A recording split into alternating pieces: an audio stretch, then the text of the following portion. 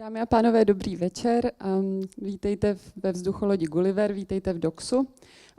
Já rovnou přepnu do angličtiny, protože, jak víte, dnešní diskuze bude v angličtině. So, ladies and gentlemen, welcome at DOX, welcome at the Gulliver Airship. Today, as you know, this evening will be dedicated to Kurdish literature. Some of you may know that our main exhibition downstairs at DOX at the moment is an exhibition about Iraq, about Kurdistan. It's an exhibition by Kurdish photographers, and it's one of the main aims of the exhibition is to present Iraq and Kurdistan in a different way from that which we know from the mainstream media. And as part of this exhibition, and as part of this other perspective that we would hardly ever get from regular channels that we follow, we have decided to invite one of the most acclaimed contemporary Kurdish writers, that is Mr. Bەختیار عەلی. So I would like to welcome Mr. Bەختیار عەلی and thank you for accepting the invitation. Also today on the panel will be a very important person, a translator from Kurdish to English, Mr. Karim Abdurrahman on here. And Mr. Abdurrahman is the author of the first ever translation of the novel by Mr. Bەختیار عەلی from Kurdish to English. You will hear more about it tonight. You will hear more about Kurdish literature, about Mr. Ali's work. And finally, the person who took the task on himself to moderate the debate is the journalist and publicist, Mr. Petr Brod. So thank you very much and welcome. So I will give the floor straight to our guests. So I wish you a very good evening. And after this event, we'll invite you to the cafe where you will have a chance to speak to the authors. Thank you and have a good evening. Thank you for the introduction, Misha Shilpochova. Before we start, there's a technicality. I have to ask you all whether you are able to follow the conversation if it's all in English, or whether there's somebody who would prefer to have a translation into Czech, which would be available from our translator and interpreter who sits over there and raises his hand. So if there's anybody who wants to have a translation into Czech, please sit with our interpreter. I don't see anybody asking for it. So that's the translator. No. He was only raising his hand to show his position in the airship. Okay, so we can, I see that we have 100% support for English being the language of this evening. Thank you very much. Let me first introduce the two gentlemen who are the main personalities of this evening. You have already heard their names and you know their names from the program of this event, but let me add a few details about their personal background. Mr. Bەختیار عەلی was born in Sulaimaniya in Iraqi Kurdistan in 1960. He has been in exile from Iraq or from Kurdistan for more than 20 years, and most of the time he has spent in Germany. He now lives in Cologne. He's a novelist and literary critic, essayist and poet, and one of the most prominent Kurdish writers. He's also one of the few to be translated into Western languages.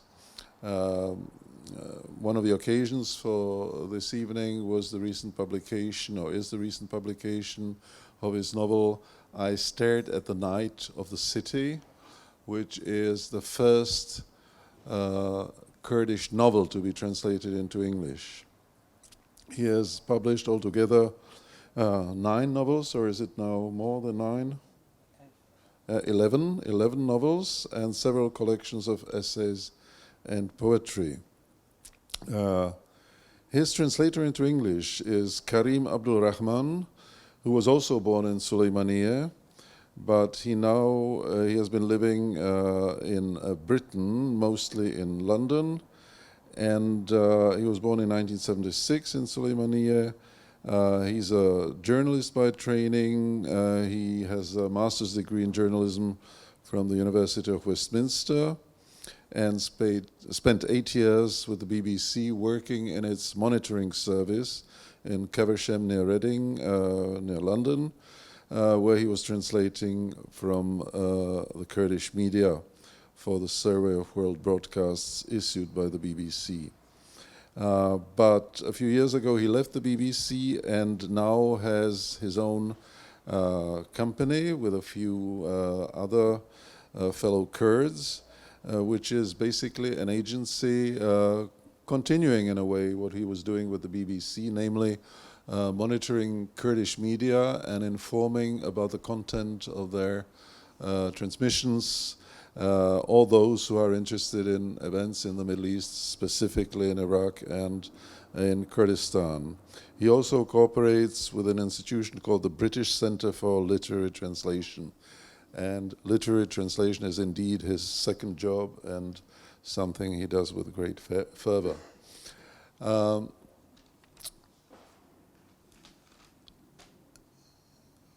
Cەلی, I said that you were living in exile now, but it is an exile of a specific kind. You can return to your native country occasionally. You have a German passport. So, are you still in exile?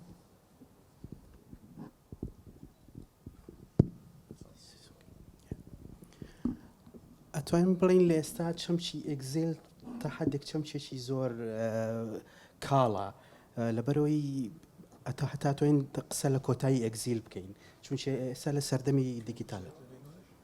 No, wir haben schon das erklärt, dass oder mit Deutsch oder Kurdisch kann ich sprechen. So I think it will be best if I'll be translating. Yeah, wir haben so upgraded. Okay. Yeah. I think it's fair to say that exile as a concept has fainted over time, and I would go as far as saying that we can almost talk about the end of the concept of exile in modern times. لسردمي ديجيتاليزيرن وسردمي فيرتواليتي ناتوانين زو كجاران قصة لإكزيل بكينا. In an age of digitalization and globalization, we can no longer talk about exile in the same way we used to talk about it. بالنسبة إما راكردوي سردمي صدام حسين وسردمي شرنا أخوي كردستان بوي. As far as we are concerned, I've escaped the Saddam Hussein's regime and the Kurdish civil war, which happened in the mid-90s. بۆیە ئێمە لە دوای ڕوخانی سەدام و دوای گۆڕانی بارودۆخی سیاسی ئەتوانین هاتوچی وڵاتی خۆمان بکەینەوە. And that's why after the change in the political system, when the Saddam regime is no longer there, and because of the changes in the political circumstances, I can now visit my home country. وبەڕای من چەمچی ئەدەبیاتی ئەگزیل یا ناونانی هەموو ئەو نووسەرانی کە لە وڵاتی خۆیانە ناژین بە چەمچی ئەگزیل چەمچێکی زۆر هەڵەیە. And I personally think that to name all writers who don't live in their home countries as exiled writers is actually wrong. لەبەرەوەی بەشی زۆری نووسەرانی دنیا لە قۆناغیشی تاریکراو لە ژیانە لە وڵاتی خۆیانە نەژیاوە. Because if you come to think about it, many writers throughout the world, at some stage of their life, they may not have lived in their own home countries. The same question to you, Mr. Abdul Rahman. Are you in exile now, and what were the reasons for which you left Kurdistan? When was it? Also in the 90s? I also would actually come under a different category. It happened that I got a scholarship to study in the UK, and after I finished my scholarship, this is back in 2004, 2005, a job came up with the BBC, and I applied and I got the job. And at the same time, I married my girlfriend who was already living in London. So, and I stayed on beyond that. So I could stay by the virtue of of my marriage, if you like, but also because I was working for the BBC. So strictly speaking, I'm not a political exile by any sense of the word. Let me return briefly to Mr. Ali's experience. He says that he left partly because of the regime of Saddam Hussein, but also partly because of the civil war that broke out between various factions of the Kurdish political spectrum in the early 90s, after the declaration of Kurdish autonomy in 1991. What was it that made him go away, that made him leave the country? Were there any, was he subject to any direct attacks, or what was it in the setup in Kurdistan after 1991 that forced him to go into what was then a full exile, really? لە دوای ساڵی 91 ئێمە کۆمەڵێک ڕۆشنبیر بووین کە دەستمان کرد بە کۆمەڵە چالاکی کولتوری. After 1991, that is after the Kurdish uprising and when the Kurdish parties came to power, I and a number of other intellectuals, we started carrying out a number of cultural activities and projects. پێشتر لە ناوەندی ڕۆشنبیری کوردیە تەنیا دوو جۆرە ئایدیا زاڵ بوون. Before that, there were two distinct ideas in Kurdish culture about how intellectuals should work or function. مارکسیزم و ناسیۆنالیزم. One was tainted by Marxism, the other was nationalism. کاتێک ئێمە دەستمان پێکرد وەکو گروپێکی بچکۆلەی گەنج ڕوانین و ئایدۆلۆژیا و تێڕوانینمان بۆ شتەکان تەواو جیاواز بوو لەگەڵ ئەو دوو ئایدۆلۆژیە باو زاڵایە. As a group of young intellectuals and writers, we had a completely different approach to culture, and we were actually in disagreement with both strands. ئێمە زیاتر لەژێر کاریگەری فەلسفەی نوێ و فەلسفەی نوێی پۆستمۆدێرن و فەیلسوفانی وەکو میشێل فۆکۆ و ژاک دێرێدا و ژاک لاکان و ئەوان نابووین کە دەستمان کرد بە نووسین. When we started out writing, we were actually mostly under the influence of postmodern writers like Michel Foucault, Jacques Derrida, Jacques Lacan, and the others. لە توانڕوانینی ئێمە توانڕوانینیشە ڕخنەگرانە بوو نەک بۆ تەنیا ڕژێمی سەدام حوسێن بەڵکو بۆ کۆمەڵگای کوردی خۆشی.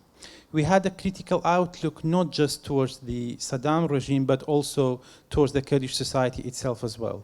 چونکە کۆمەڵگای کوردی خۆی لەناوە ڕخنەی خۆی نەکرد بوو. Because the Kurdish society has not internally criticized itself. ئێمە دەستمان کرد بە پرۆژەی ڕخنەکردنی کۆمەڵگای کوردی لەناو خۆیە. We started out a project where we carried out criticism of the Kurdish society internally. چونکە پڕ بوو لە بنیادی نەگۆڕا و ڕق و ئامادە نەبوو بۆ گۆڕان کۆمەڵگای. Because it was full of rigid structures that were not criticized, that were not put under questions, and that have not been scrutinized before. ئەو بوو بەهۆی بەرکەوتن و کۆنفلێکتێکی گەورە لە بینی ئێمە و لە بینی ئەو هێزە سیاسیانی کە لە ساحەی کوردیا بوون. And that meant it actually led into a confrontation between us and the Kurdish political groups who have come to power. ئەوە هۆی سەرچی لە دواوە کە شەڕی ناوخۆ دەسی پێکرد ڕاستیا ژیانی کەس لە ئەمانە نەما لە کوردستانە. That was one reason, but also when the civil war started, no one's life was safe anymore in Kurdistan. لەبەرەوە لە هەڕەشەی جیاوازمان لەلایەنی جیاوازەوە بووە کە نەمانەزانی چێن و چین. We as writers were receiving threats from various people, and in many cases we didn't know which threat came from whom. It is sometimes for us in Europe difficult to distinguish between the various factions of Kurdish political life. You said that the main streams at that time were the nationalists and the Marxists. Would you consider yourself, let's say, a liberal, secular, pluralist, Democrat, that sort of thing? And has the situation changed over the last 20 years while you have been away? Has the situation on the ground in Kurdistan become clearer, or is it still, is the political scene still under the dominance of the two mainstreams that you mentioned, the nationalists and the Marxists? نەخێر بێگومان ئێستا مارکسیزم هێزێکی لاوازە لە چاو ساڵانی سەرەتای کۆتای هەشتاکان و نەوەتەکان. Of course, things have changed. So Marxism is much weaker now compared to the late 80s and early 90s. ناسیۆنالیزم هەمیشە بەهێز بۆ لە کوردستانە Nationalism has always been strong in Kurdistan. بەڵام ئەوەی کە گەڕانەوە بوو بۆ دووە بەهێزبوونی شەپۆلە دینەکان و لە کوردستانە. But what was a step backwards was the strengthening of the conservative and religious movements in Kurdistan. بێگومان ئێمە کۆمەڵی خەڵک بووین خەومان بە کۆمەلگایەکی دیموکرات و لێبرال و کراوە سکولارەوە بینیە. Of course, we were a group of people who were dreaming about a secular, democratic, liberal country. بەڵام هەم هێزە سیاسی کوردیەکان هەم کۆمەلگای کوردی تا ئێستا لە پێشوازیکردن لەو ئایدیانە زەحمەتی زۆر و کێشەی زۆری هەیە. However, both the Kurdish political parties and the Kurdish society at large are still find it very difficult to accept that vision of a secular, liberal, democratic society. وەکو دروشم ڕەنگە هەموو قبوڵیان بێ بەڵام وەکو پراکتیک زۆر زەحمەتە تا ئێستا. Of course, most of them do accept it as slogans, but when it comes to practice, they still find it challenging. What is it like for a Kurd, for a Kurdish writer to live in a country so far away from home? It is often said that writers who emigrate from their countries, who go into exile, face almost insurmountable obstacles, that it's very difficult for them to find ground under their feet, and that many prefer to stay within the authoritarian bounds of their home countries because they feel that in a different country they couldn't speak to their countrymen, they couldn't master a new language and so on. How do you feel in this respect? بێگومان مرۆڤ بەوەی دروست نەبوو کە لە ئەگزیل و لە پەناهەندەی یا بژیت. Of course, one hasn't been born or even made to live in exile or away from his home country. بۆیە ئەزمموی پەنابەری هەمیشە ئەزممونێکی سەختە بۆ نووسەر. دەستپێکردنەوەی بە زمان تۆ لە سەرتاوە ئەبێ زمان فێر بیتەوانێ ئەبێ هەموو شتەکان بناسیتەوانێ لەبەرەوە بۆ نووسەر ڕەنگە ئەزممونێکی زۆر سەختتر بێ لە مرۆڤی ئاسایی. مرۆڤی ئاسایی تەنیا پێویستی بە زمانە بۆی شتە ڕۆژانەکانی خۆی ڕێک بخاتەوانێ بەڵام بۆ نووسەرێکە بێ سەر لە نوێ هەموو دنیا بە زمانێکی تر تێبگاتەوانێ ئەوە کارێکی ئاسان نییە.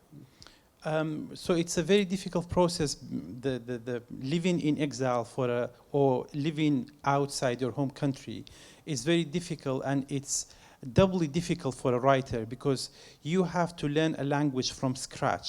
And while this is a challenge for an ordinary person too, but an ordinary person needs a language for as much as to express himself or herself. But for a writer, they need to learn a language fluently to rebuild their world. And that means it's a much bigger challenge for them.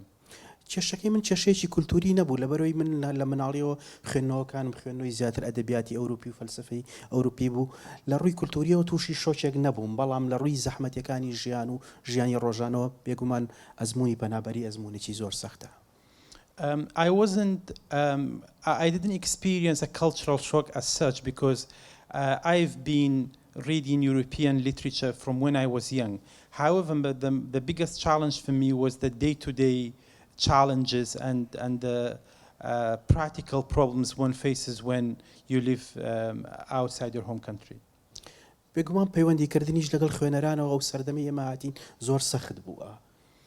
When I left the country, it was very difficult to create a bridge and a relationship with your readers. بەڵام ئێستا ئاسانە بەهۆی پەیوەندی ئینتەرنێتی و پەیوەندی ڕۆژانەوە توانی هەموو ڕۆژێک پەیوەندی لەگەڵ وڵاتە بکەیت و ئەو دیستانسە ئەو مەسافەی کە لە بینی ئێرەوەیە زۆر بچووک بۆتەوانێ. But nowadays it's actually a different story because on a daily basis you can be in touch with people because of the internet and because of the tools that are there. So we can say the distance has shortened considerably nowadays. But when you started out in the West 20 years ago or so, was it an advantage to know that there is a wide and widespread Kurdish diaspora in the West, that for example in Germany where you chose to live, there are about 600,000 people whom we can call Kurds, although they're mostly Turkish passport holders. Did you find an immediate echo with those people in the West and in the diaspora? هیچێک لە کێشەکان خۆی دابەشبوونی کۆمەڵگای کوردی لە دیاسپۆراش. One of the problems is the divisions within the Kurdish diaspora abroad. بۆ نمونە ئەو دابەشبوونی کە لە نێوان کوردەکانە هەیە لە نێوان کوردی پارچەکانی کوردستانە، عێراق، ئێران، تورکیا بە شێوەیەک لە شێوەکان لێرە هەرێمێنێتەوە. So the divisions of the Kurds over countries into Iraq, Turkey, Syria and Iran, these divisions have carried on into the Kurdish diaspora as well. هەڵبەت هەوڵ هەیە بۆ تێپەڕاندنی، بەڵام هەمیشە دیوارێکی دەرونی هەرێمێنێتەوە. Of course there are efforts to overcome this, however there is a psychological barrier still between the different the speakers of the different parts. لە ڕووی سیاسیەوە لە ڕووی سایکۆلۆژیەوە مرۆڤ هەوڵایە تێیپەڕێنێ، بەڵام کە هێتە سەر لایەنی پراکتیکی کە توێ پێکەوە کار بکەیت لە پرۆژەیەکە هەموو ئەو شەشانە زۆر گەورە بنەوەن لەبەر چاوت. One can try to overcome these problems psychologically and ideologically, but when you want to take this to the level of practicality and you want to work with other Kurds in a project, then you will see it's quite challenging. But nowadays, the Kurdish original versions of your books are printed first and foremost in Kurdistan. Who is your main target audience? Is it the Kurds living in Iraqi Kurdistan, or is it the world diaspora as well? And eventually, of course, now with the translations of your works, do you want to reach a wide Western audience as well? بێگومان خوێنەرەکانی من بە دەرەجەی یەکەم ئەو کوردانن کە دیالەکتێکی سۆرانیە خوێندنەوانیان، یەوە واتە ئەو کوردەکانی عێراق و ئێرانن بە شێوەیەکی گشتی. For most parts, my main readers are Kurds who speak the Sorani dialect, which are Kurds who live in Iraq and Iran. یا نزیکەی 12 میلیۆن بۆ 14 میلیۆن کوردی سۆرانی زمان هەن لە دنیاە. There are up to 12 to 14 million Kurds who speak Sorani around the world. من زۆر کەسە بینمەوە کە لە ئەوروپاژی بەڵێ کتێبەکان هێن وای خوێندنەوە لەوێەوە، بەڵام بڵێ نەشری من بەگشتی لە کوردستانەوەیە. Of course, I do come across Kurds who live in Europe who have brought back my books from Kurdistan to read while they live in Europe. But mainly my main readership is still in Kurdistan. And the subject matter of your books so far has largely been, apart from the essays, which I know sometimes touch on philosophical or literary matters, but the novels are all set in Kurdistan still. Yes. بەڵێ هەموو بابەتی ڕۆمانەکان تا ئێستا ڕووداوەکانی لە ناو کوردستانە بۆ لە ناو کوردستانە. All my novels so far have been set in Kurdistan. ئەگەرچی من لە زۆر ڕۆمانە شوێن و کات بە دقیقی بە وردی دیای دەستنیشان ناکەم. Although I don't specify time and place in many of my novels, I don't specify them in detail, that is. ئەمە ئەو ڕووداوە مێژوویەکان تەنیا وەکو پاشخانیە وەکو بۆ ڕووداوەکان دەربکەوێتەوانی، چونچە من مێژوونیست نیم و نامەوێ مێژوو بنووسمەوانە. I want the historical events to act as a backdrop to my stories. However, I'm not a historian, and I don't want to act as a historian. I'm not interested in playing that role. بۆیە زۆربەی ڕۆمانەکانم هەوڵێم ڕەهەندێکی یونیڤەرسالی تیابێ، دەمێشنێکی یونیڤەرسالی تیابێ. That's why there's a universal dimension in most of my novels. We're coming to that, the universal dimension, which has apparently caught the attention of at least one English publisher or one British publisher. When you approached the Times Literary Supplement, which is an important organ of literary life in Britain, they showed interest in the book. I stared at the night of the city even before it was translated. What do you think made it so interesting to the editors of TLS? The TLS as a publication has a section where they review novels that have not appeared in English. So that was a very good starting point. However, before contacting them, I had already written a feature for the BBC about this particular novel. And that's because when it was published in Kurdistan, it was a sensation, both in literary terms, but also in publishing terms. That's because 10,000 copies of the book was printed in Kurdish, which is huge by the standards of Kurdistan and even the Middle East. And also, the publisher was so confident that it will do well, he was able to pay Bەختیار an advance, which is again something that doesn't happen a lot because most books don't sell enough to be able to give that sort of confidence to writers. But also the subject matter was interesting enough for the magazine to want to review this, to run a review of this book. And what did they pick up? What caught their eye? What made it interesting for the Western reader, or for the British reader, or American reader, Anglo-Saxon reader, to present the book as even before it was translated? I think there are a number of reasons why I personally, and also by extension the magazine, found the book interesting. I think the Western audience in general, they know a few things about Kurdistan. They know the Kurds were persecuted under Saddam. They know the Kurds have been running their own autonomous region since 1991.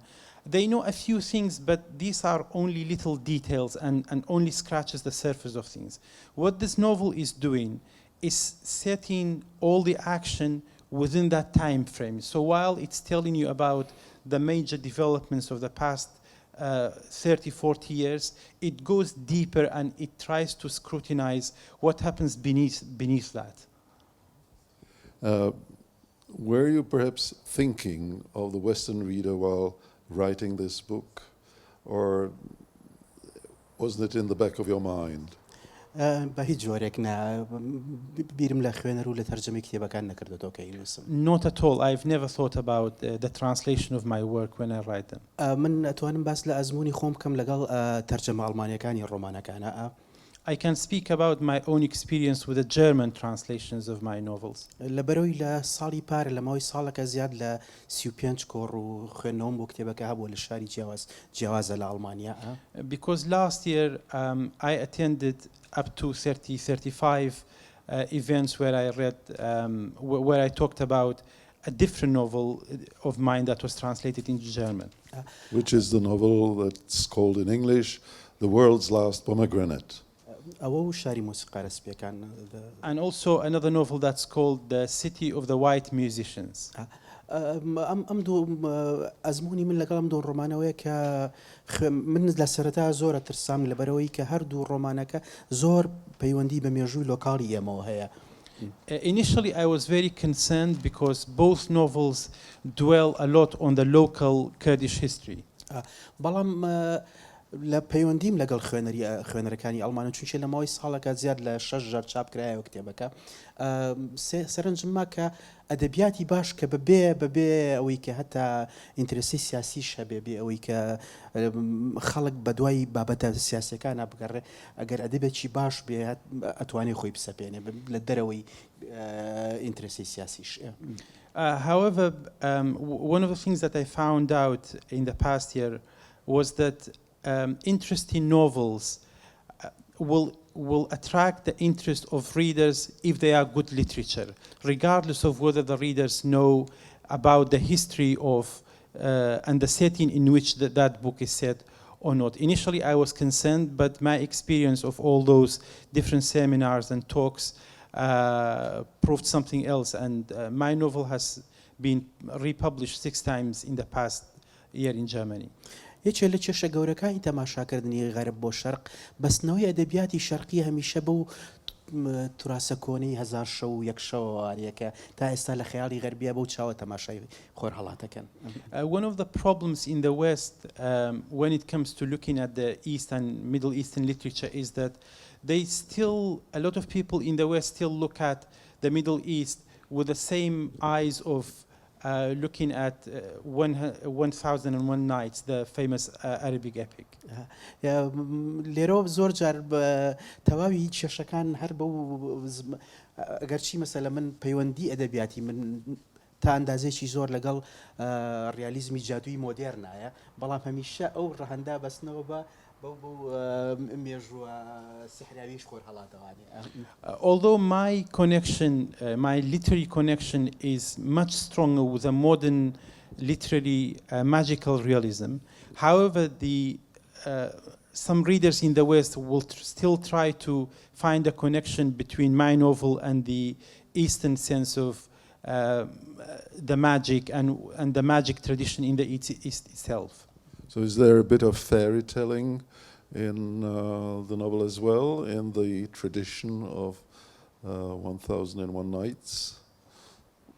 بێگومان ڕەگەزی سیحراوی لەناو ڕۆمانەکانی منە هەیە ڕەگەزی هەمیشە دوو ئاستێ ئاستێکی واقعی مێژووی لەگەڵ ئاستێکی یۆتۆپی خەیاڵی ئەزانین. Of course, there's if you can call it a magical element into my novels. You always have two levels in my novels. One is the historical and the realist level, and then you have the utopian, more imaginative level in my books. هەستەکەمەوەش پەیوەندی بە ئێمەوە هەیە لە خۆرهەڵاتەوە لەبەرەوەی پەیوەندی بە مێژووی مۆدێرنی ئێمەوە هەیە چونکە مێژووی مۆدێرنی ئێمە لە دوو ئاست پێکاتەوە ئاستی واقعی کە ئاستێکی پڕ تراژیدیە و وێرانەیە و ئاستی دووەم ئاستی خەون و خەیاڵ و هەڵهاتنە لەو واقعەتاڵی کە تیاژین. And that's, I think, is due to the experiences of our people in modern times, because we have witnessed and undergone many tragedies and difficulties. So the reality itself is quite bitter. And then we have tried to compensate this with utopias and dreams. And that's the second level. So that means we are really oscillating between a wasteland and the dreamland. ئەو جانیبەی کە فەنتازیە کە خەیاڵێ لە ڕۆمانەکانی منە کەمتر بە پەیوەندی بە مێژووی ئەدەبیاتی دیێرینی ڕۆژهەڵاتەوە هەیە ئەوەندەی پەیوەندی بە دۆخی سایکۆلۆجی ئێستای مرۆڤی خۆرهەڵاتیەوە هەیە. So that's why the magical element in my books is not so much related to the ancient tradition of magical writing in the East. It's rather related to the psychological state of the humans in modern times in the Middle East. So since you're a literary critic too, can we call it a postmodern novel about modern Kurdish society? من خۆمەک و خوێنەر بەردەوام لەژێر کاریگەری پۆستمۆدێرنەکان نابووم. As a reader, I've always been under the influence of the postmodern writers. وەکو نووسەری وتار و شتانە زۆر هەم لە وتارەکانمان چەمک و ئەو مەفاهیمانم بەکارهێنەوە چەمکانم بەکارهێنەوە کە فەیلسوفە پۆستمۆدێرنەکان بەکارهێنن بۆ خوێندنەوەی ژیان و کۆمەڵگە. And in my essays, I've employed the concepts that were developed by the postmodern thinkers to read modern phenomena. بەڵام بۆی مێژووی خۆرهەڵات بەڕاستی بجێڕیتەوە لە ڕاستیە پێویستت بە میتۆدێکی ڕۆژهەڵاتیانەیە بۆ بیرکردنەوە. But to recount the history of the Middle East, you would need a Middle Eastern method and way of thinking. بۆیە بەردەوام من ئەگەر لەژێر کاریگەری زۆر شتی غەربی شابووم هەوڵم ماوەکو و کەرەستە فکری غەربی بەکاربێنم بۆ خوێندنەوەی واقعی خۆرهەڵاتی خۆی. So even if I have been under the influence of the Western thought, I have tried to use these as tools to read the Middle East itself. چونچە ئەگەر بە چاوێکی غەربیانە تەماشای خۆرهەڵاتی ناوەڕاست بکەی ناتوانی بە تەنیا لەو ڕێگایەوە تێی بگەیت.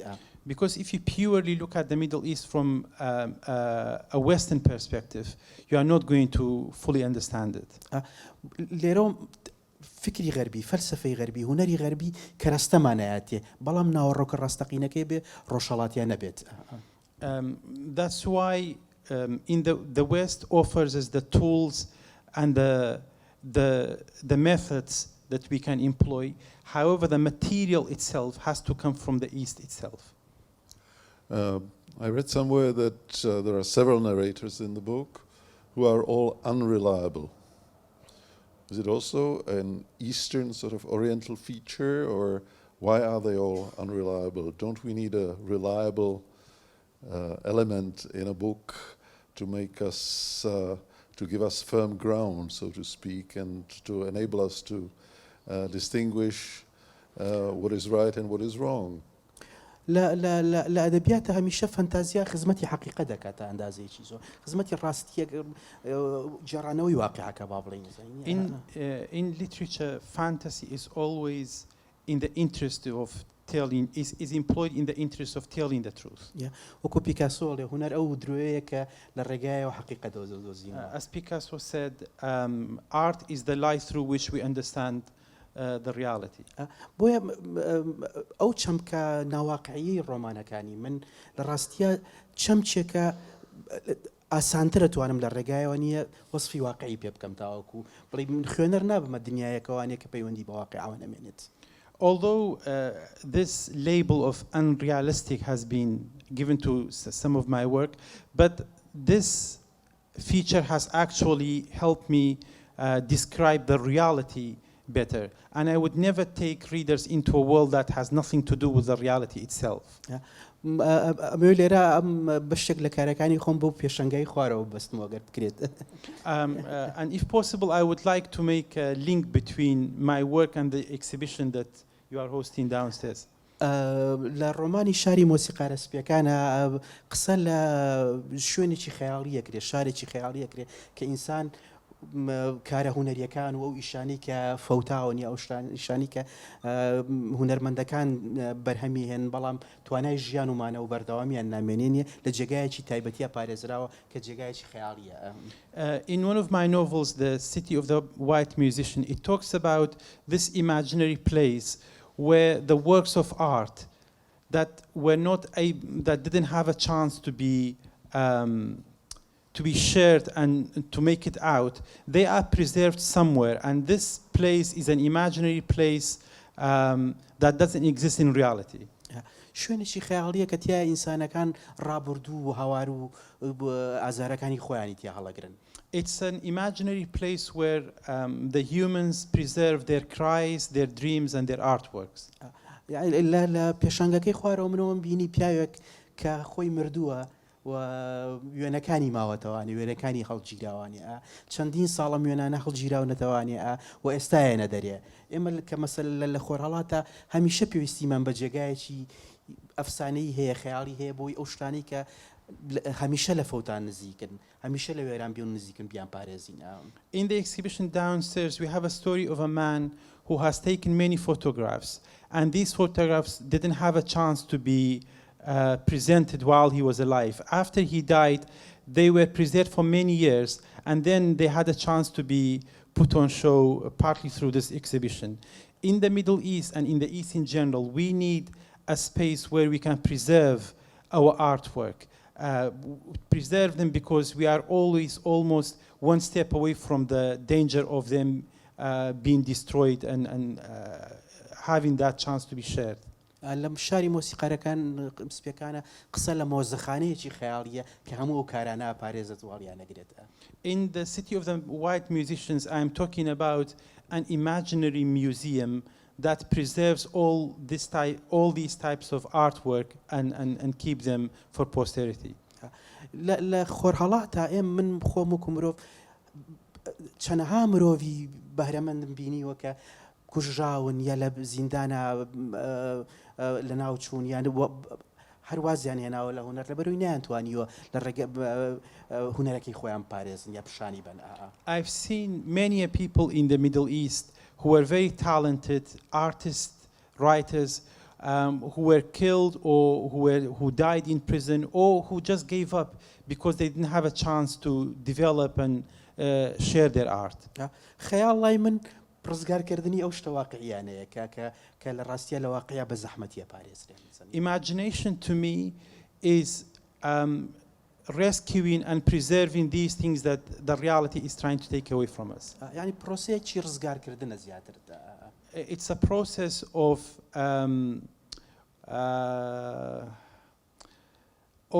preservation. We've decided to offer you, the audience, a sample from the novel in both Kurdish and English. The Kurdish piece will be read by the author himself, and the English translation by our translator and interpreter, Mr. Pivona. Perhaps this is the right moment to say that Kurdish is an Indo-European language that is even distantly related with Czech and English. Although it may not seem that way if you listen to it. It is also fairly closely related to Persian. And you mentioned the Sorino dialect. How important is it within the dialects of Kurdish? دوو دیالکتی سەرچیمان هەیە کە کرمانجی و سۆرانی ئێمە. There are two main Kurdish dialects, Sorani and Kermanji. هەڵبەت نزیکی هەیە لە نێوانیانە بەڵام بە حکمیەوەی کە دابڕانێکی سیاسی شەبووە ڕەنگە یەکەم جار کە یەکێک لە زمانەکە نزیکەی بێتەوانێ بە زەحمەت وابزانێ و دوو زمانی جیاواز سەیریان بکازانین. Of course, there are similarities between the two dialects, but because of the political divisions, the two dialects appear very different. And when you look at them at first glance, they may even appear as two different languages. بەڵام فێربوونی هەردوو دیالکتێکەکە لە ماوەیەکی کەمە ئاسانە بۆ ئەوەی یەکیان بزانێت بە بڕای من نەزانین. But speakers of either dialect can learn the other dialect in fairly a short time. And is there any literature of the sort that we're talking about now in the case of Bەختیار عەلی in Kermanji as well? بەڵێ کۆمەڵێک نووسەری زۆر باشمان هەیە لە کرمانجی ئێستا. Yes, indeed, there are a number of very good Kermanji writers as well. حەلیمی یوسف، جان دۆست لەوانە نووسەری زۆر باشن. For example, Halim, Yusuf and Jan Dost. They are very good writers. And when we say that the novel I Stared at the Night of the City is the first Kurdish novel translated into a Western language, that means that there are no Kermanji novels translated into Western languages yet. بەڵێ هەندێک لە ڕۆمانەکانی محەممەد ئۆزۆن کراوەتە سویدی و ئەڵمانی و وەبزان بە ئینگلیزیش وەبزان. Some of Muhammad Ozon's novels have been translated into Swedish and German. I would like to add here, we are only talking about the first Kurdish novel translated into English. I and my publisher and the people we have consulted, we don't know about Kurdish novel translation into other European languages. But at the time of publication, this was the only Kurdish novel that has been translated into English. ئێستا ڕۆمانێکی حەلیمی یوسفیش کراوە بە ئینگلیزیەوەی کە من ئاگادار بم. And now there is also a novel by Halim Yusuf that has also been translated into English. Mr. Ali, can you tell us, before you read the extract, can you tell us in a few sentences where in the book you start and what is the situation, sort of a prologue to the extract? Okay. You're referring to the part we are going to read out? Yes. Yes, okay. Okay. ئەوەی کە لێرە منەی خوێنمەوە باسی پیاوێکە کە لە بەڕێگاوەیە بۆ بەرەو جێگایەک من سەرەتایی تێکستەکە خوێن. ویستم لە شوێنی چکە خوێنینەوە. Okay. شەرحی کەم شوێنەکە شوێن. Because I've picked where we read. There's a character in the novel. His name is Hassani Tufan. He is a former assassin. And this guy has gone into retreat for 6 years where he has made rose water with his mother. In this 6th year, he goes through a purification process, if you like. And now the Kurdish parties are approaching him and trying to lure him back to his old ways. And he's surprised why they are so interested in him and why they are offering him all sorts of rewards to invite him back into the world of violence.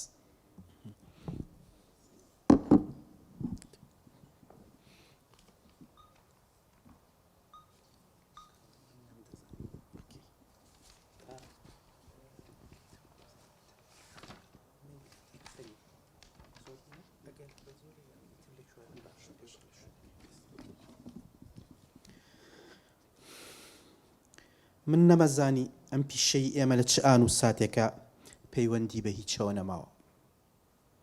برادەرەکانم وەک ئەو بەرگدرۆ لاتانەیان لێ هاتبوو کە کورتانی کەر و کەوای پاشاشیانە دووری. بەڵام من وازم هێنا و بە بێدەنگی ماڵاواییم لە هەموو شتێک کرد. ماڵاواییم لە هەموو شتێک کرد و چوومەوە بۆ لای دایکم و بە کەوجیرێکەوە و بە دیار مەنجەڵە پڕ گوڵە باخەکەیەوە دانیشتم.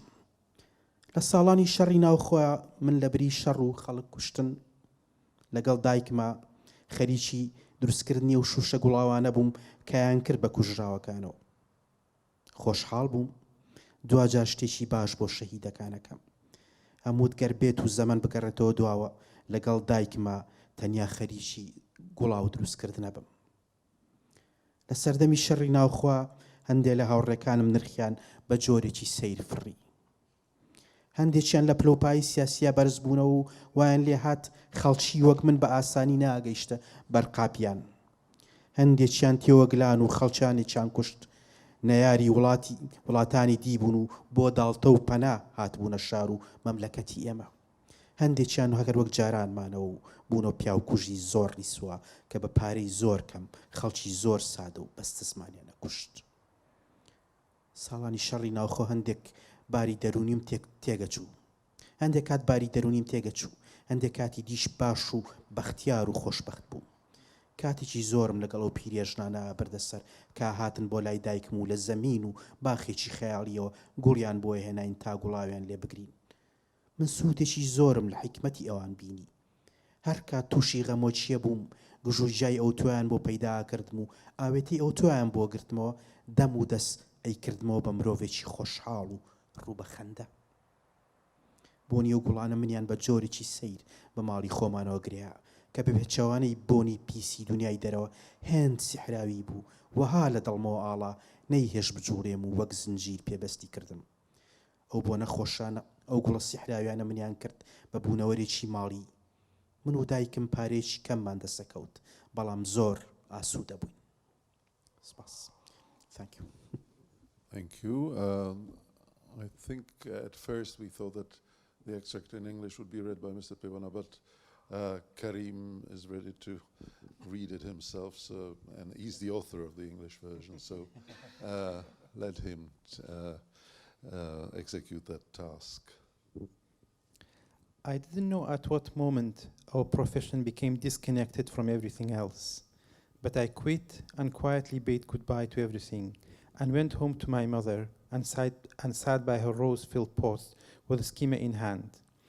During the years of the Civil War in the mid-1990s, instead of fighting and killing people, my mother and I made the rose water to sprinkle on the dead. I was pleased that I was finally doing something good for the martyrs. I used to say that if I could go back in time, I would dedicate myself only to making rose water with my mother. During the Civil War, the pride of some of my friends soared so high and their political standing went up so much that someone like me could not easily reach the doorstep of their offices. Some of them were implicated in awful things, such as the killing of dissidents from other countries who took refuge in our city and country. Some of them stayed where they were and became cheap assassins who killed simple and innocent people for very little money. During the Civil War years, sometimes I fell down and at other times happy. I spent a lot of time with the old women who visited my mother and brought us roses from imaginary gardens and lands to make rose water. I benefited a lot from their wisdom. Whenever I felt depressed, they found herbs and prepared solutions for me that immediately brought back a smile to my face. The smell of roses tied me to our home in a very unusual way, which, unlike the smell of the outside world, was magical and wrapped itself so tightly around my heart that it didn't allow me to move. The pleasant smells and the magical flowers turned me into a domesticated animal. My mother and I made little money, but we were completely at peace. On some nights, ignorance got the better of me, and for no good reason, I would start telling stories of my murder to my mother. Thank you. Thank you. Mr. Abdul Rahman, you're, as a former BBC monitor of Kurdish media, you're used to translating political, economic, social texts, but translating such a novel, I presume, is a bit different. Was it more difficult than what you were used to? Did you find yourself at times perhaps without a clue? And did you have to ask the author? How did the cooperation between you work? Translation is a lonely job. You've heard writers and artists say theirs is a lonely job, but if there is definite lonely job, it's that of a Kurdish translator. And that's simply because you don't have the resources that translators of any other language would have. For starters, you don't have Kurdish English dictionaries. You have some dictionaries, but they are nothing that can really help you when you translate a novel, because they are not produced by either good linguists or good institutions. So you have to go really the circumstantial way to just find the meaning of a word sometimes. So I might be consulting my mom or sister or brother or neighbor, or I might have to go to Google Images, or sometimes I would just have to find the same word in Arabic or Persian, much richer languages and who have much better resources, and through the Arabic and the Persian to find the English meaning. And of course I was in constant contact with Bەختیار himself, and we would go through a lot of discussions about the meaning of words, about idioms and what have you. In terms of that shift from translating news mainly into literature, I've always been, my degree is in English literature, so I'm someone who was always into literature, and I'm a reader of fiction especially. And I've translated the other way, English into Kurdish. Accidentally, one of my unpublished translation is Milan Kundera's Ignorance, which is apt to mention here. So when the opportunity came up to translate the book, it was because a literary agent got in touch with me after he saw the review that we mentioned earlier. He asked if there are professional Kurdish literary translators. And I told him, half jokingly, if there were professional Kurdish translators, we would have a good number of Kurdish novels translated into English. But the fact that you don't have Kurdish novels in English tells you we don't have professional in the strict sense of the word. However, I think I have the right experience, and I'm willing to, as a leap of faith, to do a sample of the novel. And if it's good enough, we can take it from there. If not, then we'll see how it goes. So when I did the sample, he really liked it. And then when I took it to publishers, of course, I had to approach various publishers before I found one. They were very happy with the translation, and that's how I did it. But one other aspect of the translation that I would like to mention here is that because, after all, English is not my first language, I thought it would be good to cooperate with an English native speaker who was a good editor, a good writer, I'm talking about close cooperation. And at the time, I had a very close friend at the BBC. Her name is Melanie. Melanie is English, and she translates from French and Russian into English. And she's a very experienced news editor as well as a translator. So she agreed to edit all the book after the first draft is done as a very generous, friendly gesture. So what we did, I would translate a chapter, would send it to her, she would send it back with her comments. There were things I would agree and I would change. There were things I thought I was right, I would keep, because I was the only one who spoke both languages well enough to make that call. من حەزەکەم شتێک زیاد بکەم بۆ تۆ کاک کەریمە. سەبەبێکی گەورەی کە نەبوونی تەرجەمە پەیوەندی بە مێژووی سیاسی زمانی کوردیەوە هەیە. One of the main, I'd like to add a few things here. One of the main reasons why we don't have much translation is to do with the political history of the Kurds. زمانی کوردی زمانێک بۆ زۆربەی قۆناغە مێژووەکان زمانێکی قەدەغە بووە. Historically, for large periods of time, Kurdish has been banned. لەبەرەوە گرنگ بۆ تەنیا زمانەکە بپارێزین ئەوەندەی بیرمان لە پاراستنی خودی زمانەکە کردوتەوە بیرمان لە وەرگێڕانی نەکردوتەوانێ بۆ شتێک بۆ سەر زمانەکانی تر. That's why for us the main thing and the main responsibility we felt was that to be able to preserve the language. We didn't go one step further and think about translating it into other languages. زمانێک کە لە خەتەرا بێت کە تۆ بزانی لەوانەیە لەناو بچێ یەکەم جار هەوڵەیە کە زمانەکە خۆی بپارێزیت. When a language is facing extinction, your first thought is try to save the language, rescue the language. بۆی ئەو نووسین بە کوردی خۆی ئەکتێکی سیاسی بووە گەرچی ناوەڕۆکەکەش سیاسی نەبوو بێت.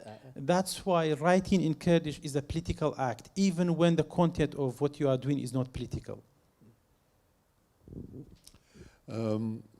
Before we came up here, we saw the exhibition Před očima příběhy Iráku downstairs. I just wonder with what feelings you went through there and what images it conjured up in your mind. پێشانگایەکی بۆ من زۆر سەرنجڕاکێش و جوان بوو ئەگەرچی تەنیا لەسەر هەندێک ڕەهەندی ژیانی لە عێراق و کوردستان وەستا بووە. It was a very interesting and beautiful exhibition, even though it only dwelled on some aspects of life in Kurdistan and Iraq. تەنیا هەندێک ئەوەی کە بۆ من سەرنجڕاکێش بوو ئەو جانیبە ئەو تێکەڵاویە بوو کە لە ژیانی عێراقا پیشانیەیە بۆ نمونە لە شوێنێکە تۆ تەماشاکەیت سەربازە جەنگە بەڵام هەمان کات مۆسیقایە هەمان کاتە شاییە هەمان کاتە ینی خەڵکی ئاسایی پیشانە لە ساتە ئاساییەکان و ساتە نائاساییەکانە. What was especially interesting for me was how various things were mixed in these photographs. So you had, for example, a soldier who was going through a difficult moment, but at the same time dancing and singing. So you had ordinary people doing ordinary things, but ordinary people going through very unordinary stuff. ئەوەی کە بۆ من لە زۆر لەم چالاکیانە دووبارە بێتەوە سەرنجێم ئەوەیە کە کۆمەڵگای کوردی کۆمەڵایگای عێراقی بەگشتی کۆمەلگایکی شارنشینن بەڵام ئەم جۆرە چالاکیانە زۆر کەم ئەو جانیبە پیشانەیەنەوانی لە ژیانی کۆمەلگایە. One of the things I noticed about this exhibition and similar projects is that although the Kurdish and Iraqi society is mostly an urban one, but these projects don't reflect this side of the society. لەبەرەوەی کوردستان و عێراق تا ئێستا کۆمەڵێک شاری گەورن و ژیان بە شێوەی سەرەکی لەناو شارانە ئەبرێ بەڕێوانیە. The main population centers in Iraq are big cities, and the big cities are where most of the activities of the society occur. پێشانگاکە زۆر جوانە بەڵام ئەوە جانیبێکێتی کەمتر ژیانی شاری لای ئێمە پیشانەیەتەوانە. It's a very, very beautiful exhibition. However, one aspect that it's not dwelling on enough is it's the urban life. Is this also your opinion? Do we have too many rural images? Almost, I thought at one, you're right, in some cases I thought of the Bible, you know, this wide landscape with sheep, old women and children. I share Bەختیار's point, although when I go to Kurdistan every year, I notice that I come back almost always only taking photographs of the landscape. And that's mainly because our cities are so ugly, because there is no urban planning. And I think as a photographer, you might be unconsciously doing it because of this. But I completely agree. And this is not just something to do with this exhibition. For example, the Iranian cinema is a great cinema, but most of their films, with a few exceptions, still center around what happens in a few villages in the middle of nowhere. But my own impression, I was very touched with the exhibition, and I was extremely impressed that something so wonderfully put together in one space, and it showed so many different aspects of life in Kurdistan and Iraq. And as someone who is from that part of the world, I could relate to so many of the things, whether it is picnic spots, whether it was the where children played, and the rest of it. I really enjoyed it. بۆ منەوەش گرنگ بوو هەم لایانی هونەریتیایە بەرزەوە هەم ناوەڕۆکیشی هێوێنەکانەوەمە کەم جار لە وێنەکەوە بێتەوانە. What's important for me is that it had the right combination of the artistic aspect of it is very good, but the content of the photos are also very powerful. You rarely see these two coming together so well in the work of photography. In preparing for this conversation, I also read an obituary of Jalal Talabani, the former Iraqi president. He was president of Iraq between 2005 and 2014. He was the first Kurd to be the head of state in Iraq, and he had a very checkered career, a very complicated one. I tried to understand it, but I must admit that it's very difficult, and I gave up after a while because there were so many twists and turns in his political career that it is difficult to understand the gist of it. At times he was friendly with Saddam Hussein. At times he was leading the resistance against him. What is it that makes Kurdistan such a complicated polity, such a complicated society? And do we see now a sort of coming together of Kurdish society, perhaps also because all Kurds had to fight against the challenge of the Islamic State, and they have been very effective, and they have shown a sort of national unity in this struggle? مەترسیەکان لەسەر کۆمەڵای کوردی هەمیشە مەترسی زۆر گەورن، یعنی مەترسی ئاسایینین، بۆیە سیاسەتی کوردی هەمیشە هەوڵیەوە سیاسەتێکی زۆر پراگماتی بێت. The threats that are facing the Kurdish society are massive ones, and this has been the case most of the time. And because of that, Kurdish politicians have often tried to be pragmatic about things. بەڕای من ئەو هەموو ناکۆچەی کە لە سیاسەیەکی وەکو جەلال تاڵەبانی گێڕینەوە ئەگەڕێتەوە بۆ دۆخی وجودی کورد خۆشی. All the contradictions that you find in someone like Jalal Talabani, you can actually attribute it to the ontological state of the Kurdish human being individually as well.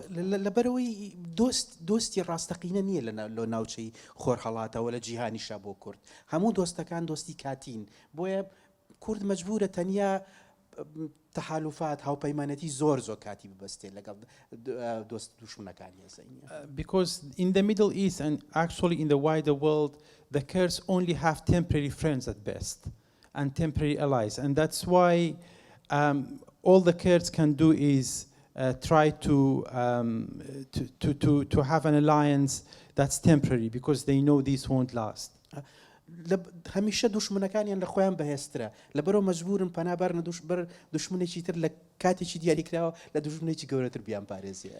And because their enemies have always been stronger than them, they often have resorted to a second enemy that's weaker than the other enemy to help them face the challenge.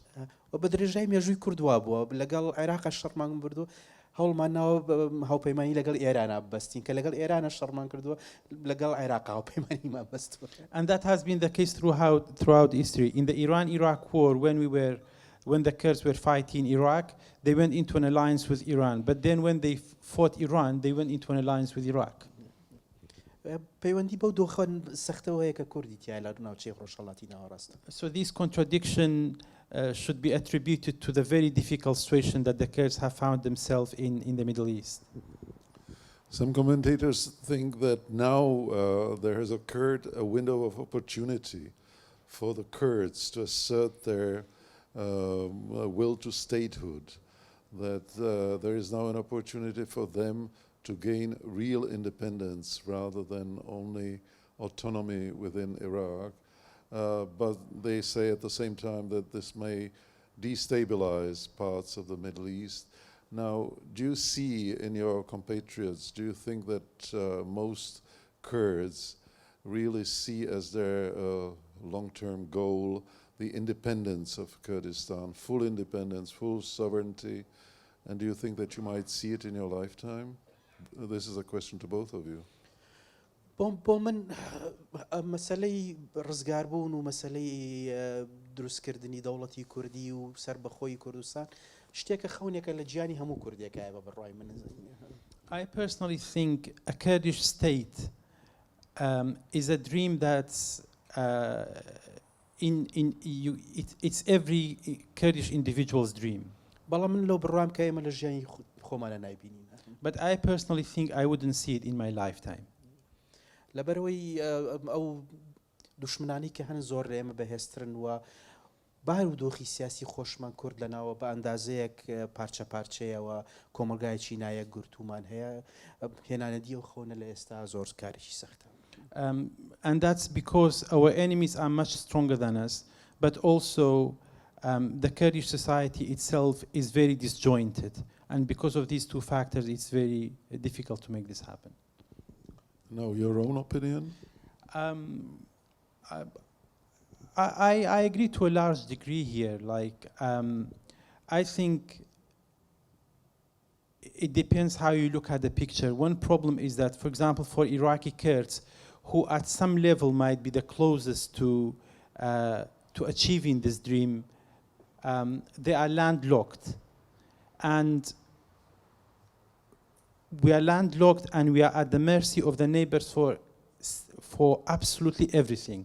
So even if you want basic provisions, you need either Iran or Turkey or Baghdad, let alone everything else. So if your neighbors just decide to close the borders on you, they don't really need to do much else to make this collapse as a project.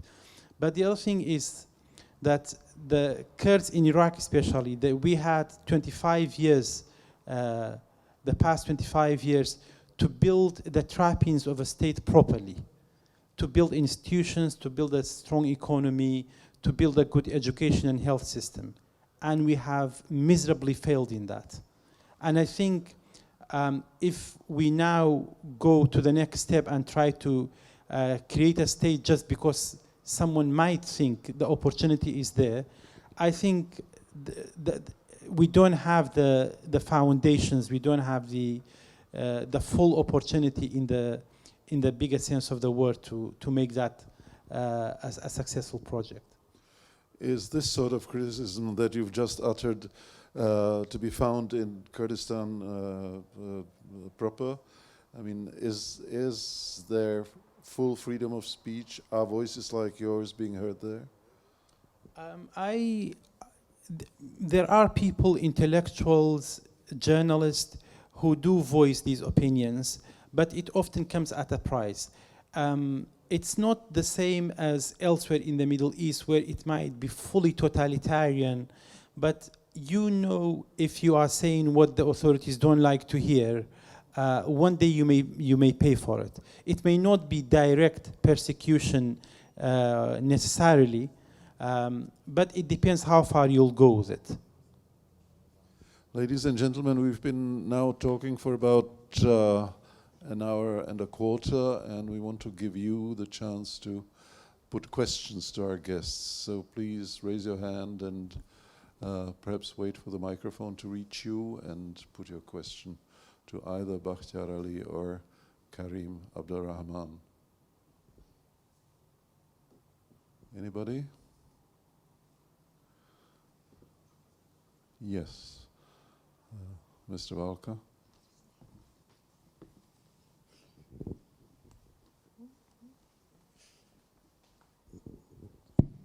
Good evening. I would like to ask you, both of you, actually, if what is the position of a young generation of Kurdish citizens? I mean, the very young people or adults or young adults. Are they? I would imagine that knowing about the outside lands and opportunities and different cultural life or different life in general, do they see it as a deficit in a way, like that they are like in a way cheated? Maybe that's not the proper word, but cheated of their potential or the richer life, because it sounds a bit depressing.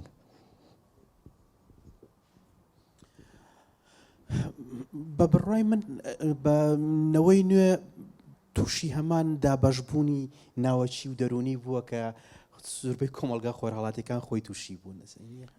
I think the younger generation is suffering from the same internal divisions that the society in the Middle East is suffering from. لە ڕوویەکەوە هەوڵەیە مۆدێرن بێ، لە ڕوویەکەوە نازانێت چۆن مۆدێرن بێت. On the one hand, they would like to be modern, but on the other hand, they don't know how to be modern. چونچە مۆدێرن بوون تەنیا لە شتە دیاردە و سەطحەکانە وەرگیرەوە لە کۆمەلگا خۆرهەڵاتیەکانە. Because in the Middle East, modernity is taken to mean things at face value. یعنی نەگەیشتۆتە ناو ئاستی بیرکردنەوە، نەبوو بە مۆراڵ، نەبوو بە ڕەفتار، نەبوو بە شێوە جیهانبینیەکی نوێ کە مرۆڤ لە ڕێگایەوە لە ڕێگەی چەمچوونیەوە لە ڕێگەی ئەخلاقی نوێەوە لە ژیان تێبگات و ژیان تەفسیر بکە. Because it has not become part of the moral system, it hasn't become part of behavior, and it hasn't become part of a worldview through which you would see things in a different way and you would act in a different way as a result.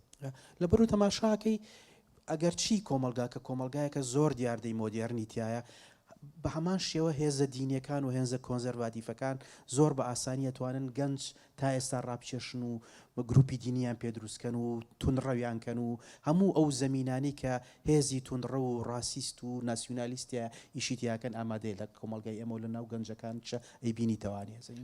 So because of that, while you have this attraction of modernity, at the same time the religious and the conservative forces, they are still able to find ways to influence and attract the younger generation.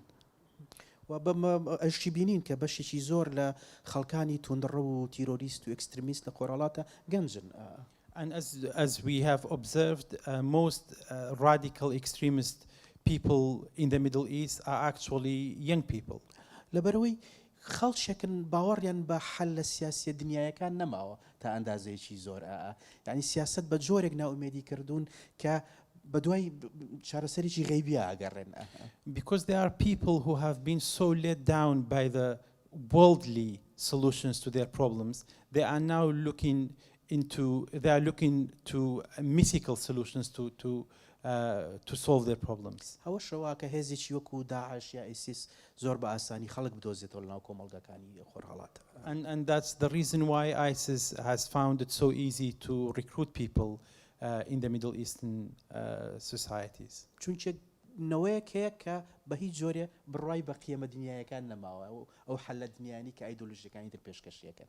Because you have a generation that does not believe anymore in the solutions offered by the worldly forces. That's the forces that have been part of the political equation for some time now.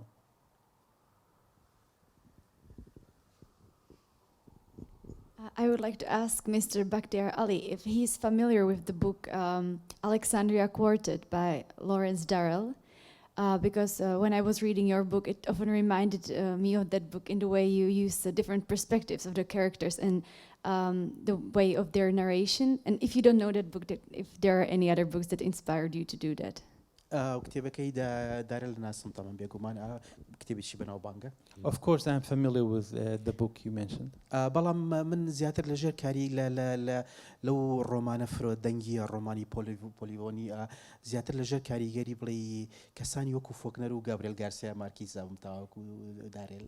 But in terms of direct influences, I am much more under the influence of people like William Faulkner and Gabriel Garcia Marquez when it comes to polyphony and having various voices in my novels. تەکنیکێک لە دۆستۆفسکیەوە بەڕاستی زۆر بە هونەریانە بەکارهێنراوە. A technique that of course goes back to Dostoevsky, who has used it very artistically.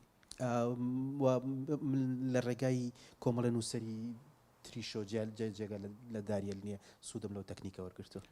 And I've made use of this technique, which has been used by other writers successfully as well.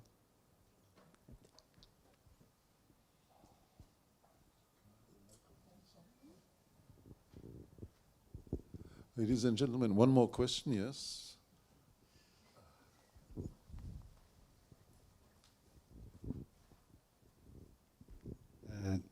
Děkuji, mé jméno je Rashid Khalil, pocházím také z Kurdistánu. Budu mluvit česky, protože češtinu moc dobře neovládám.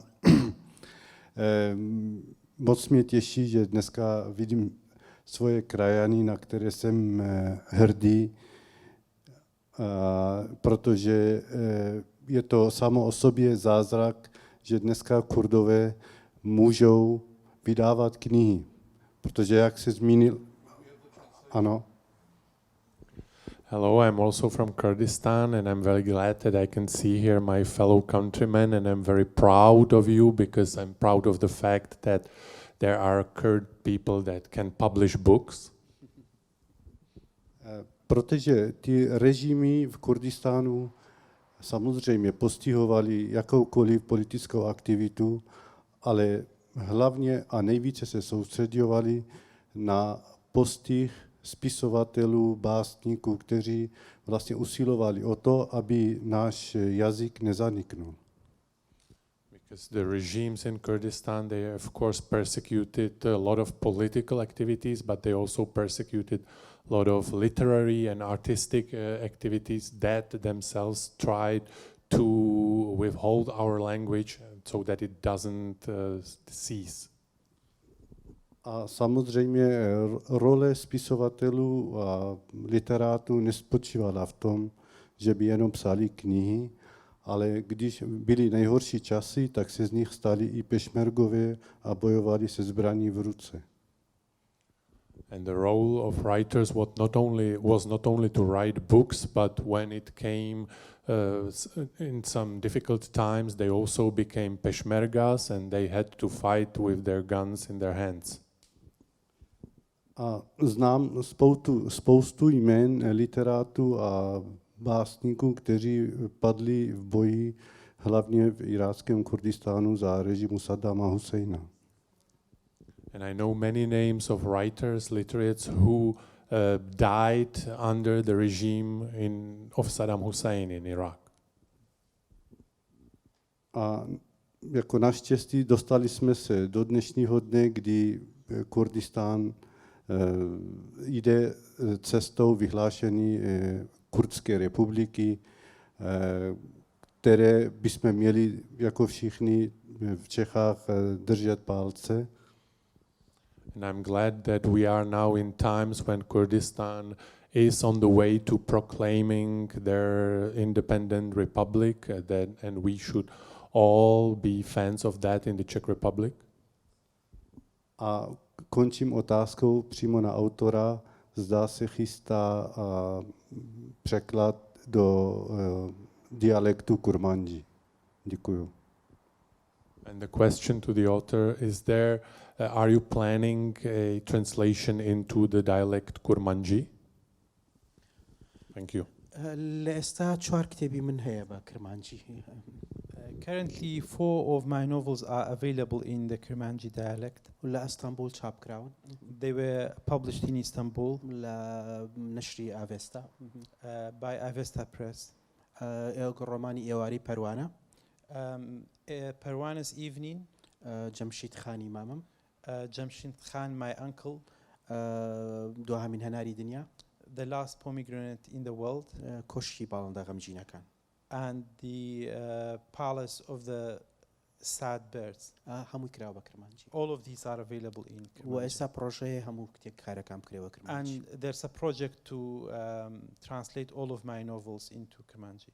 و کتێبەکان هەمووی پرفرۆشترین کتێب بوون لە ناوچە کوردەکانی تورکیا لە گەڵوەری جێڕانێنە. And all the books that have been translated were bestsellers in the Kurmanji-speaking areas in Kurdistan in Turkey.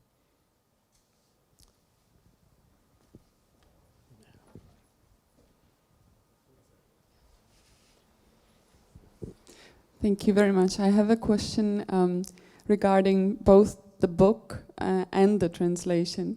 The book we have been mentioning several times, that is, I Stared at the Night of the City. And I wanted to ask a very particular question regarding the title. Because as I've read, the original or the literal translation from Kurdish of the title of this book would be Ghazalnus and the Gardens of Imagination. And I was struck by that title because to me, Gardens of Imagination immediately evokes something very poetic, and it sounds wonderful. And I was wondering if you could tell a little bit about the title of the book in Kurdish, and then Karim, if you could explain why you chose not to use this quite poetically sounding title and choose the one the book has now instead. Thank you. من لە ئیشەکانی خۆمە بەردەوام هەوڵەیەم نییە بەها ستاتیکیەکان بەها جوانەکان لە بەرامبەر بەها سیاسیەکان ڕابگرم واتە شەڕێکێ لە بینی شعر و سیاسەدا لە ئیشی منە ئازانیە. In my work there's always an ongoing conflict between the aesthetics and the politics, between poetry and politics, and I'm trying to keep that balance. لە ناونیشانی غەزەلنووس و باخەکانی خەیاڵیش تا حدێک ئەم بڵیت تەجسیدکردنی ئەو جەنگەیە باخەکانی خەیاڵ ئەو شوێنەیە کە بەرامبەری واقعی تاڵی کۆمەلگای کوردی و ئەو ژیانە ناشرینیە کە خەڵکی تیا ژیە. And the same applies to the title Ghazalnus and the Gardens of Imagination. By the Garden of Imagination, I mean the imaginary spaces that the society has and through which they try to challenge the bitter reality. This is probably the most frequently asked question, especially by Kurdish readers who are absolutely enraged why the Kurdish title was not kept in the English edition. And the short answer for that is it's because of the publisher, because the publisher has the final say on under which title he would publish the novel. And he explained his logic to me and Bەختیار, and based on what he said, it seemed to make sense. Of course, I'm quite sentimental in a sense, and I still wanted the novel to be published under the original title, Ghazalnus and the Garden of Imagination, but it wasn't. And his explanation is this. He said there are two things in the Kurdish title. First, the word Ghazalnus, the sound Gh is not even available in English as a language. So when people just talk about it to each other, they'll first have a problem pronouncing the word, and this will create a barrier in how you want for the title to travel between people. But more importantly, he said the word garden may immediately conjure the image of this is a fantasy novel. Fantasy, as in the fantasy genre as we know it in the West, which is not. And he said this would mislead readers, because this is not like gardens, either in the sense of fantasy genre or in the sense of the old works of ancient literature where they talked about gardens and Garden of Roses.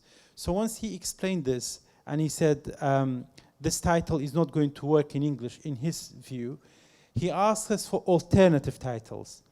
And one of the chapters in the book is called I Stared at the Night of the City and Saw Blood.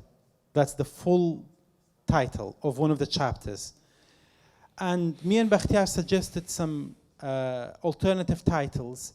I suggested this title, including the words, and I saw blood, because it's a very important moment in the novel where the character that we were reading about earlier, where he sees a very important change in the story.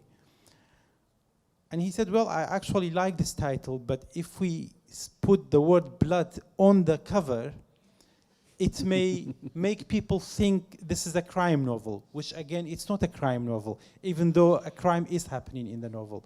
So he decided to take some poetic license and use I Stared at the Night of the City. Thank you. Ladies and gentlemen, one more, yes. Yeah, good evening. I was reading one of your interviews in Farsi because I'm from Iran, and I found out you like Persian literature. If you agree with me, which writers or why and why?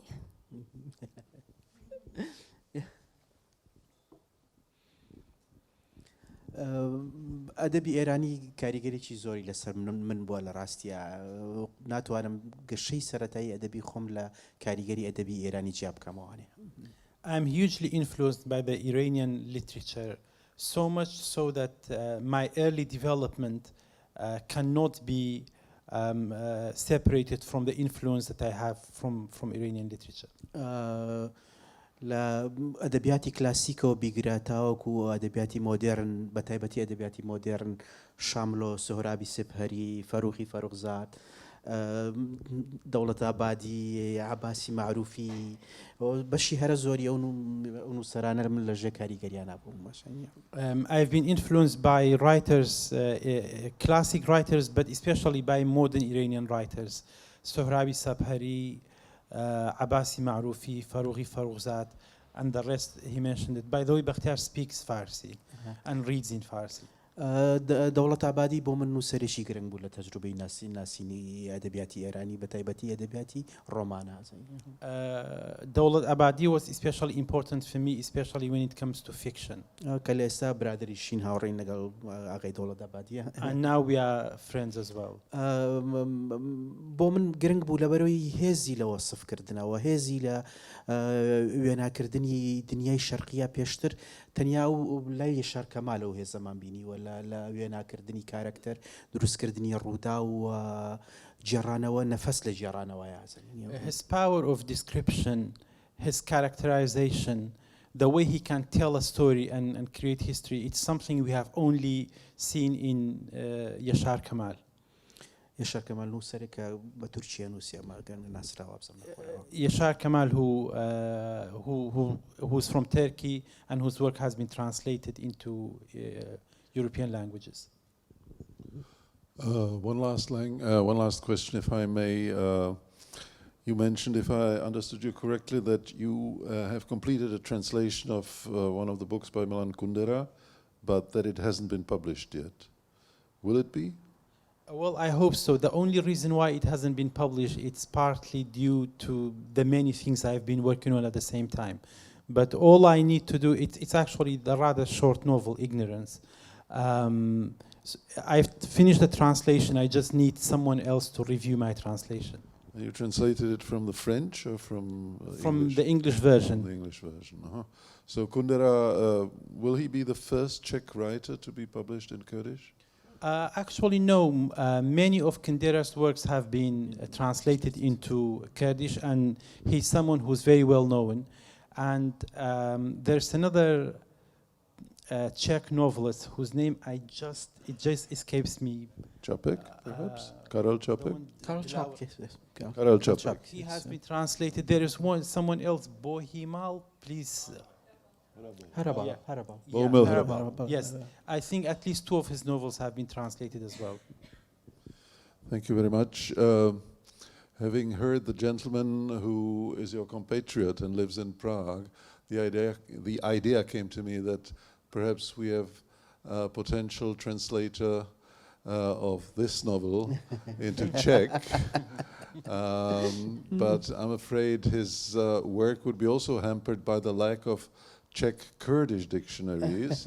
This country has a strong tradition in translations from the Persian literature, so perhaps he can help himself if he assumes that task by using Czech Persian or Persian Czech dictionaries. But of course I don't want to impose that important task on him, and it would be great if your novel would find its way into Czech as well. You want to react to that? Okay, fine.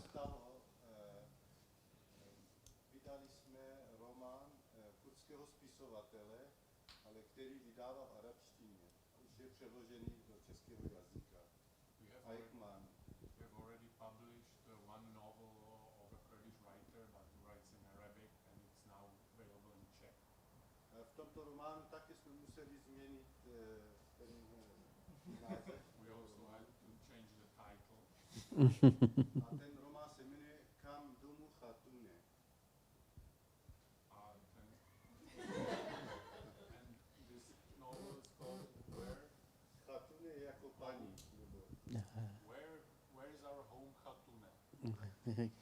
And who is the writer? Okay. Thank you very much. I think this was an exhaustive survey of the movement of Kurdish literature into both Western languages and into Czech. Thank you very much for being an attentive audience, and thank you very much our guests, Bەختیار عەلی and